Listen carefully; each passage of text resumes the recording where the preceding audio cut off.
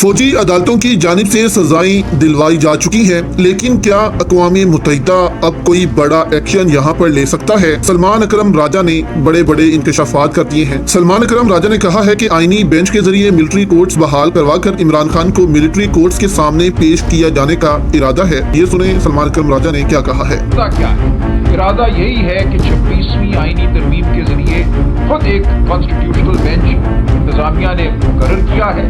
اس constitutional bench کے ذریعے جو فیصلہ ہوا تھا پہلے 5 ممبر بینچ کا، جس میں کہا گیا کہ سویلین کی ٹرائل فوجی عدالت نہیں کر سکتی، اس فیصلے کو رد کرایا جائے۔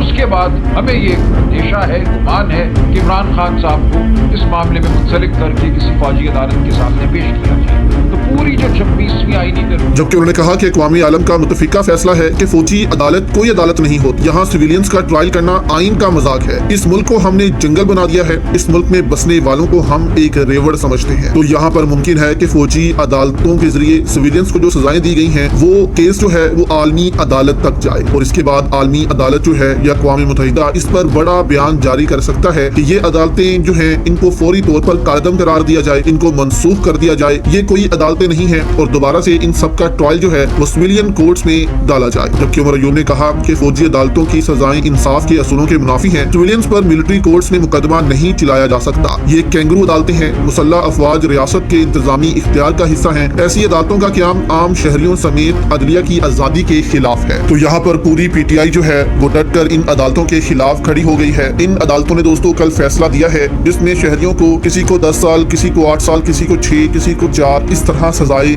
دلائی گئی ہیں، جبکہ ان شہریوں نے کوئی ایسا قصور نہیں کیا جس کی وجہ سے ان کو اتنی بڑی سزائیں دی جا سکے۔ تو یہاں پر جو سویلین عدالتیں ہیں وہاں پر ایک بھی سزا اس وجہ سے نہیں ہو سکی کیونکہ کوئی ثبوت ان کے خلاف پیش نہیں کیے گئے کہ ان سب نے یہ کیا۔ فوجی عدالتوں نے اس لیے فٹافٹ ان کو سزائیں دی ہیں کیونکہ فوجی عدالتوں میں انصاف فراہم نہیں کیا جاتا، صرف فیصلہ کیا جاتا ہے کہ سزا دینی ہے یا نہیں دینی۔